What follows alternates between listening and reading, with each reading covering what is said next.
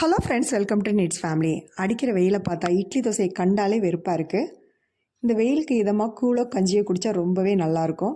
ஆனால் நம்ம குடிக்கலாம், குழந்தைகள் அதை விரும்ப மாட்டேங்கிறாங்க. அவங்க இட்லி தோசையை தான் ரொம்ப விரும்பி சாப்பிட்றாங்க. இன்றைக்கி எங்கள் வீட்டில் மார்னிங் டிஃபன் இட்லி தான். இட்லி நல்லா சாஃப்டாக வர்றதுக்கு 4 கிளாஸ் அரிசிக்கு 1 கிளாஸ் உளுந்து போடுங்க. அப்படி போட்டிங்கன்னா இட்லி ரொம்பவே சாஃப்டாக இருக்கும். சில பேர் 5 கிளாஸ் அரிசிக்கு 1 கிளாஸ் உளுந்து போடுவாங்க. அந்த மாதிரி நீங்கள் பண்ணும்போது இட்லி கொஞ்சம் கல்லாக தான் இருக்கும், இந்த மாதிரி சாஃப்டாக வராது. இட்லிக்கு தொட்டுக்கிட்ட நான் முருங்கைக்காய் சாம்பார், கூடவே மல்லி சட்னி,